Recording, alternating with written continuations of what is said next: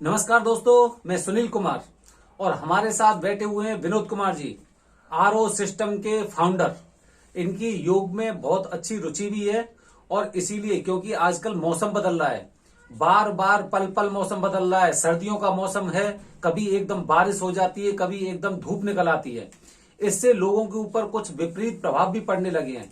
तो आज विनोद कुमार जी हमें बताएंगे सर्दियों से बचने के कुछ घरेलू उपाय। नमस्कार विनोद जी। नमस्कार। नमस्कार भाई साहब, बताइए, सर्दियों में लोगों का इम्यूनिटी सिस्टम बहुत कमजोर हो रहा है।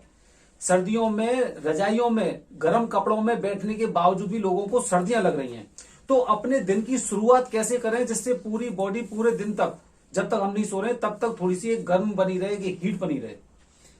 देखिए, जो शरीर होती है, शरीर का स्ट्रक्चर आप मानव शरीर के समझेंगे तो इसको समझने के लिए जैसे आप बाइक है, आपकी बाइक में जितना पेट्रोल रहेगा उतना ही आप चला सकते हैं। तो सेम बॉडी का भी स्ट्रक्चर यही होता है कि जितनी आपके पास एनर्जी है, अब उसमें किस किस चीज में शरीर क्या करता है, आपका बचाव करता है। शरीर में भी एनर्जी है, तो ठंडी को रोकने के लिए, ठंड को बर्दाश्त करने के लिए, सहने के लिए एनर्जी आपकी लॉस होती है। कोई कार्य करते हैं तब भी एनर्जी लॉस होती है। तो हर विभिन्न भिन्न कार्यों में आपकी एनर्जी लॉस होती है, और जब ये एक सीमा से बाहर लॉस हो जाती है तब आपको कमजोरी हो जाती है। इस कमजोरी को पूरा करने के लिए आप खाना खाते हैं, और खाना खाते हैं उसका तो एक समय होता है, लेकिन उससे पहले आप अगर ज्यादा, जैसे अब ठंडी पड़ रही है, ये दैविक प्रकोप है एक प्रकार से, ठीक है। तो इसको अगर आपकी ज्यादा है तो अपने आप को दैनिक दिनचर्या को सही बनाना होगा, पहली बात तो। बिल्कुल। और दूसरा नंबर, आपको अपने खान पान पे, आहार विहार पे विशेष ध्यान देना होगा ताकि आप ठंड से बच सकें। तो भाई साहब, दिन की शुरुआत हम कहाँ से करें, कैसे करें? दिन की शुरुआत देखिए, सबसे पहले आप समय से उठिए। कितनी भी ठंड रहे, ठंड से घबराइए मत, उठिए, अपने नित्य कर्म को अवश्य पूरा करिए। बहुत सारे मैं लोग देखा हूँ, ठंड लगती है तो नित्य क्रिया भी वो बहुत लेट करते हैं। बिल्कुल सही ये बात। सबसे बड़े खतरनाक चीज है कि आप ठंड से डर करके नित्य कर्म को बहुत लेट कर देते हैं, या आलसवश अपने बिस्तर में ही पड़े रहते हैं, सुबह लेट जाते हाँ, हैं। ये बहुत बड़ी बीमारी है।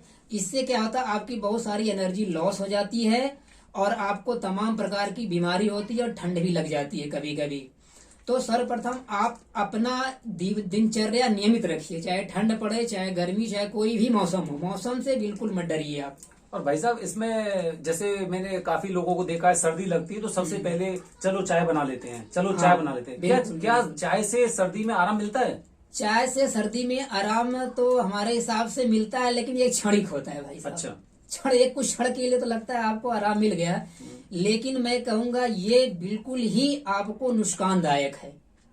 इसका लॉन्ग पीरियड चाय पीने वालों के लिए खैर थोड़ा सा अनपैठ लगे कि ये क्या कह रहे हैं, ऐसा नहीं हो सकता है। तमाम तर्क कुतर्क लोग देते हैं, बहुत सारे, हाँ, कुतर्की विद्वान भी हैं समाज में जो कहेंगे नहीं चाय तो नंबर 1 है, ये ऐसा कैसे आ गया, और फिर चाय की प्रवृत्ति बता देंगे, हर्बल चाय है। बिल्कुल बिल्कुल, लेकिन ये सरासर गलत है। चाय के बजाय आप अपने घर पे देखिए, चाय में चीनी पड़ता है, दूध है, तमाम ऐसी चीजें, चाय पत्ती डाल करके आप उबाल करके उसे पीते हैं। चीनी भी नुकसान करती है बॉडी को, चाय पत्ती भी कैफीन होता है उसमें, वो भी नुकसान करता है। और दूध को जब इसमें मिश्रित कर देते हैं, दूध भी उसकी वो चीजें गुणवत्ता खत्म हो जाती है। सबसे बेहतर है ठंडियों के लिए, मैं तो कहूंगा अपने घर पे आप गुड़ रखिए। गुड़ जिसे आप देखेंगे देसी गुड़ मिल जाए तो अति उत्तम, नहीं तो जो बाजार में गुड़ उपलब्ध है उसे आप रखिए अपने घर में। और सुबह नित्य कर्म से निवृत्त होने के बाद जब आप चाय पीते हैं तो ये गुड़ का पानी उबालिए, उसमें गुड़ डाल दीजिए और गुड़ में उबलने दीजिए, और उसमें तुलसी के पत्ते डालिए, अजवाइन डालिए थोड़ी सी, और थोड़ी सी हो सके तो उसमें इलायची डाल दीजिए, एक आध लौंग डाल लीजिए, उबालिए खूब उसे। अगर 1 लीटर पानी है तो उसे उबालते उबालते आप आधा लीटर कर दीजिए, और उसे फिर धीरे धीरे सारे घर में जैसे बैठ के लोग, आप सभी लोग चाय पीते हैं, उस तरह से चुस्की आराम आराम चुस्की ले जाए, उसका स्वाद भी अच्छा आता है। एक तो आपका घर भी पवित्र हो जाता है। जब गुड़ उबलता है भाई साहब, तो ये बहुत अच्छी एक खुशबू छोड़ता है, बिल्कुल। जो मन को, तन को पुलकित कर देता है। सही इसीलिए आप प्राचीन काल में देखे होंगे जब आपके गांव पे घर पे गुड़ जहाँ बनता है, हाँ, हाँ। वहाँ कितना अच्छा लगता है सूंघने में, बिल्कुल। जैसे लगता है पूरा शरीर मस्त हो गया। बिल्कुल सही बात है। तो वैसी आपको फीलिंग आएगी अपने घर में, कितनी अच्छी बात है। और दूसरा नंबर, आप सारे घर के लोग ये पी रहे हैं, धीरे धीरे इसे छोड़िए। पहली बात तो आपको अच्छा लगे, थोड़ा शरीर क्या है ना, एक हैबिट बना लेता है। जिस चीज को पीते चला आया है, कई वर्षों से आप चाय पी रहे हैं ना, एक बार आपको छोड़ने में खराब लगेगा, बिल्कुल। लेकिन जिस दिन आप धीरे धीरे इस चीज को छोड़ देंगे और ये गुड़ वाला काढ़ा पीना शुरू कर देंगे, आपके अंदर एक अनंत ऊर्जा का संचार होगा। ये ठंडी भी आपको नहीं लगेगी। सुबह शाम ठंडी है तो दोपहर में भी अगर हो सके दोपहर में पी लीजिए बना करके, सुबह दोपहर शाम एक एक कप या दो दो कप आप पी लेते हैं तो भाई साहब निश्चित रूप से आपको ठंड जो लगने की दुर्घटना होती है इससे बहुत निजात मिल जाएगी और नुकसान भी बिल्कुल नहीं होगा, नुकसान भी नहीं होगा। बिल्कुल। और भाई साहब इसके साथ जैसे आपने सुबह का बहुत अच्छा बताया, अब जैसे कि कुछ एक्सरसाइज या कुछ योग वगैरह क्या वो भी जरूरी होते हैं सर्दियों में? हाँ देखिए, सर्दियों में तो ये योग बहुत जरूरी है, बट जब गहन सर्दी पड़ती है, कोहरा पड़ने लगता है और ठंड का प्रकोप ज्यादा हो जाता है, तो उस समय थोड़ा धीमा कर देते हैं, योग प्राणायाम को कम करते हैं।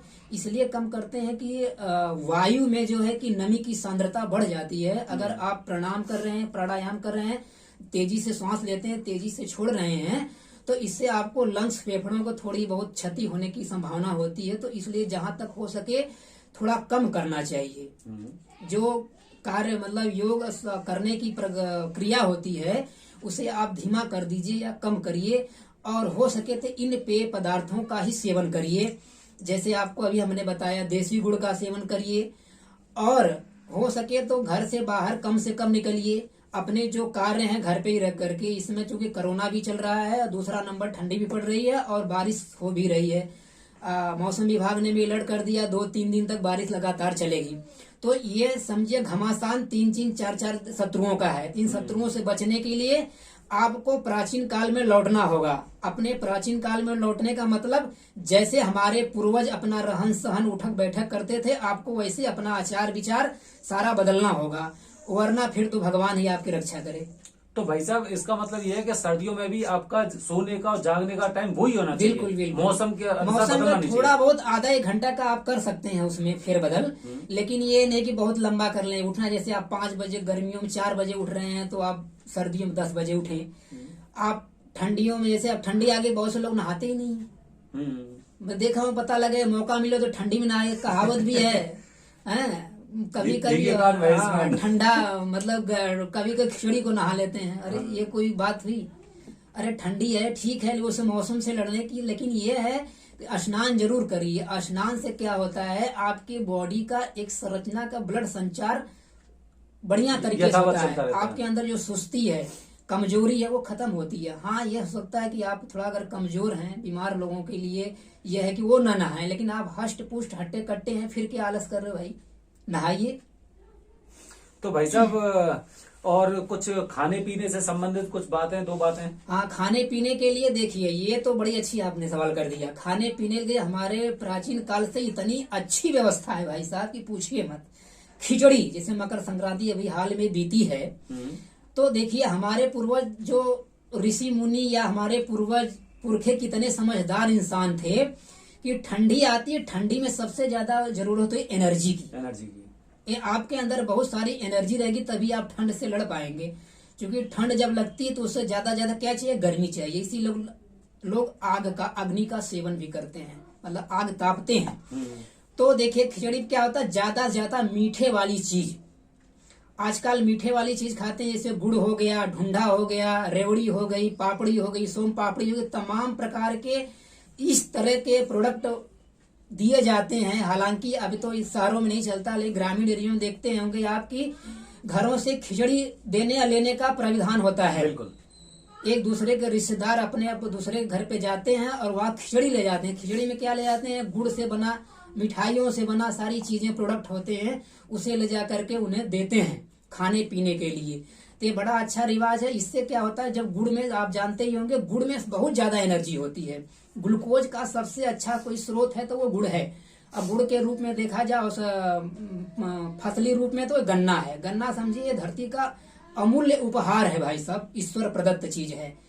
तो लेकिन हालांकि अब इस वर्तमान युग में बहुत सारे लोग चीनी से बना बना करके प्रोडक्ट बेचने लगे, लेकिन चीनी का सावधान, चीनी से बना कोई भी प्रोडक्ट मत खरीदिए, ये आपको बिल्कुल नुकसानदायक है। ऊर्जा तो देगी कुछ समय के लिए, लेकिन लॉन्ग टाइम में आपके बहुत सारी बीमारियों का घर भी देगी। तो इसलिए सावधान हो जाइए, उसी चीज का उपयोग करिए आप जो ज्यादा से ज्यादा नेचुरल हो, प्राकृतिक हो, खुद से बनाया हो घर पे, वही आपको फायदा कर सकता है। खिचड़ी हो गई, गजक हो गई, दलिया हो गया, बच्चे को इस तरह का चीज सामान खाइए, हो गया। बिल्कुल बिल्कुल ऐसी चीज खाइए ताकि आपके अंदर क्या आए, एनर्जी, ऊर्जा मिले। ऊर्जा आपके अंदर रहेगी तो सर्दी को नहीं लगेगी, सर्दी आपको नहीं लगी, सर्दी नहीं लगी तो आप स्वस्थ, मस्त और व्यस्त रहेंगे। बिल्कुल। ठीक तो है। दोस्तों, सर्दियों में आपको क्या करना चाहिए, विनोद कुमार जी ने आपको बताया। आपका उठने का, सोने का टाइम फिक्स होना चाहिए। आपको जो आजकल बाजारों में चाय मिल रही है उसका इस्तेमाल ना करके घर पर गुड़ की चाय का इस्तेमाल करना चाहिए। खाने में आपको दलिया हो गया, खिचड़ी हो गई, बाजरे से संबंधित सामग्रियां वगैरह हो गई जो घर में बनाई जाती है नेचुरल, उनका उपयोग करना चाहिए। तो दोस्तों, आपको अगर ये वीडियो अच्छी लगती है तो आप ज्यादा से ज्यादा लोगों तक इसे शेयर करें, और अगर आपकी कुछ राय है तो कमेंट बॉक्स में आप अवश्य भेजें। धन्यवाद दोस्तों। जय हिंद, जय भारत, हर हर महादेव।